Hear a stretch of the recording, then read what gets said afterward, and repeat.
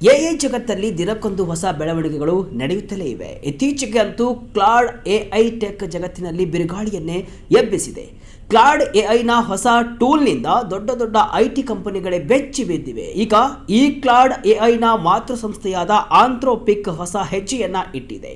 ತನ್ನ ಉದ್ಯೋಗಿಗಳಿಗೆ ಒಂದು ಬಂಪರ್ ಸುದ್ದಿಯನ್ನ ನೀಡಿದೆ. ಕಂಪನಿಯು ತನ್ನ ಹಾಲಿ ಮತ್ತು ಮಾಜಿ ಉದ್ಯೋಗಿಗಳಿಗೆ ತಮ್ಮ ಬಳಿ ಇರುವ ಷೇರುಗಳನ್ನು ಮಾರಾಟ ಮಾಡಿ ಕೋಟ್ಯಾಂತರ ರೂಪಾಯಿ ಹಣ ಗಳಿಸಲು ಅವಕಾಶವನ್ನು ಮಾಡಿಕೊಡ್ತಾ ಇದೆ. ಈ ಪ್ರಕ್ರಿಯೆಯಲ್ಲಿ ಕಂಪನಿಯ ಮೌಲ್ಯ ಬರೋಬ್ಬರಿ $350 ಬಿಲಿಯನ್ ಅಥವಾ ಭಾರತೀಯ ರೂಪಾಯಿಗಳಲ್ಲಿ ಸುಮಾರು 3.18 ಲಕ್ಷ ಕೋಟಿ ರೂಪಾಯಿ ಅಂತ ಅಂದಾಜಿಸಲಾಗಿದೆ. ಇನ್ನು ಕೇವಲ ಹಣದ ವಿಚಾರ ಮಾತ್ರವಲ್ಲ, ಇದೇ ವೇಳೆ ಆಂಥ್ರೋಪಿಕ್ ಕಂಪನಿಯು ಚೀನಾದ ಕಂಪನಿಗಳ ವಿರುದ್ಧ ಕಳ್ಳತನದ ಗಂಭೀರ ಆರೋಪವನ್ನು ಕೂಡ ಮಾಡಿದೆ. ಇದಕ್ಕೆ ಪ್ರತಿಯಾಗಿ ಸ್ಪೇಸ್ ಎಕ್ಸ್ ಸಂಸ್ಥಾಪಕ ಎಲಾನ್ ಮಸ್ಕ್ ಕೂಡ ಆಂಥ್ರೋಪಿಕ್ ವಿರುದ್ಧ ತಿರುಗಿ ಬಿದ್ದಿದ್ದಾರೆ. ಏನಿದು ಷೇರು ಮಾರಾಟದ ಕತೆ? ಎಐ ಮಾರುಕಟ್ಟೆಯಲ್ಲಿ ಏನಾಗ್ತಿದೆ? ಎಲ್ಲವನ್ನೂ ಕೂಡ ಇವತ್ತಿನ ಈ ವಿಶೇಷ ವರದಿಯಲ್ಲಿ ಎಳೆ ಎಳೆಯಾಗಿ ನೋಡೋಣ ಬನ್ನಿ. ನಾನು ಶಿವಮೂರ್ತಿ ಸೊರಬ.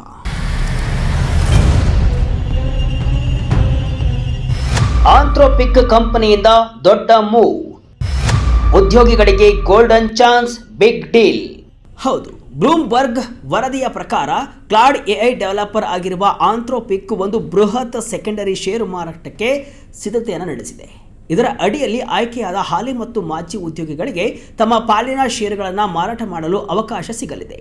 ಈ ಮಾರಾಟದ ಮೂಲಕ ಕಂಪನಿಯ ಮೌಲ್ಯವು ಸುಮಾರು $350 ಬಿಲಿಯನ್ ಅಂದರೆ ಭಾರತೀಯ ರೂಪಾಯಿಗಳಲ್ಲಿ ಅಂದಾಜು 3.18 ಲಕ್ಷ ಕೋಟಿ ರೂಪಾಯಿ ಆಗಲಿದೆ ಎನ್ನಲಾಗ್ತಿದೆ.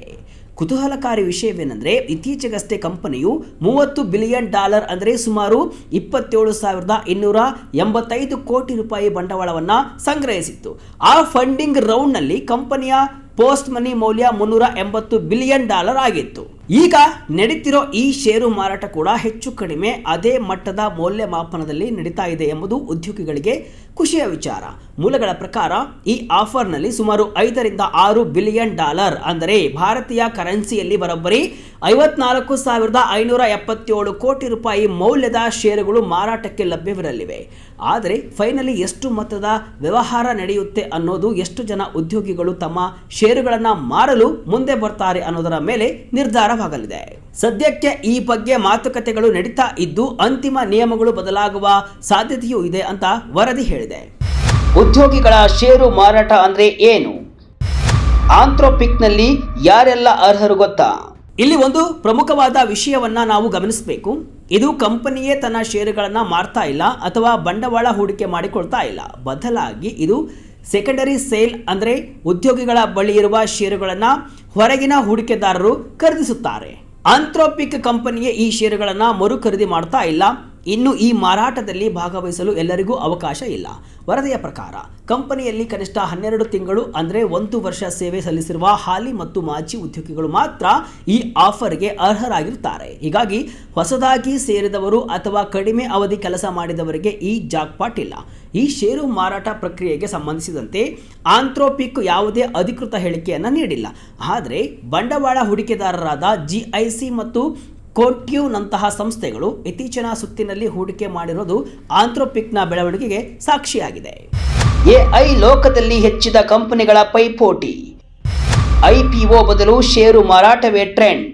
ನಿಮಗೆ ಗೊತ್ತಿರಲಿ, ಇತ್ತೀಚಿನ ದಿನಗಳಲ್ಲಿ ಟೆಕ್ ಕಂಪನಿಗಳು, ಅದರಲ್ಲೂ ಎಐ ವಲಯದ ಸ್ಟಾರ್ಟ್ಅಪ್ಗಳು ಷೇರು ಮಾರುಕಟ್ಟೆಗೆ ಬಂದು ಐಪಿಒ ಮಾಡುವ ಬದಲು ಇಂತಹ ಸೆಕೆಂಡರಿ ಷೇರು ಮಾರಾಟದ ಮೊರೆ ಹೋಗ್ತಾ ಇವೆ.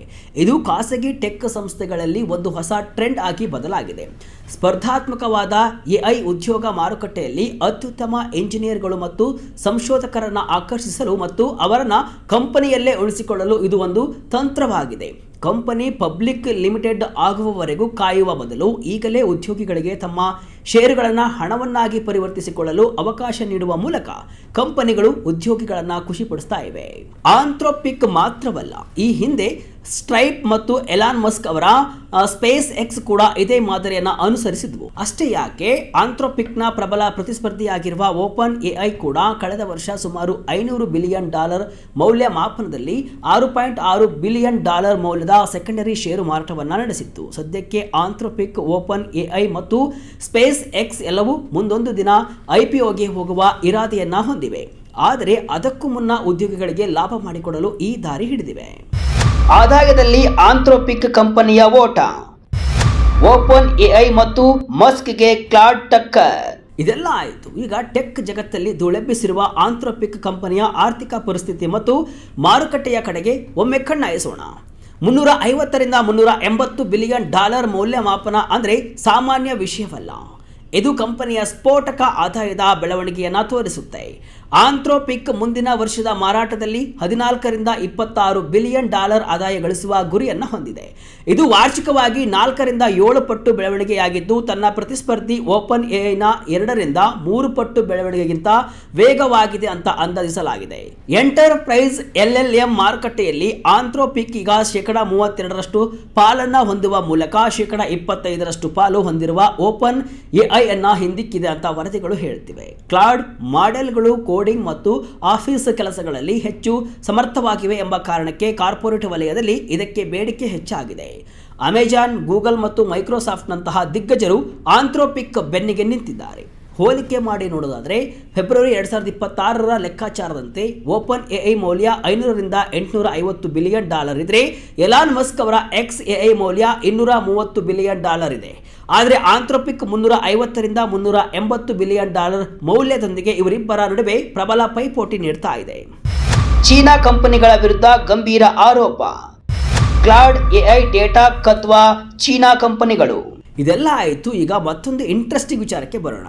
ಈಗ ಆಂಥ್ರೋಪಿಕ್ ಮತ್ತು ಚೀನಾ ಕಂಪನಿಗಳ ನಡುವೆ ಒಂದು ದೊಡ್ಡ ಜಗಳವೇ ಶುರುವಾಗಿದೆ.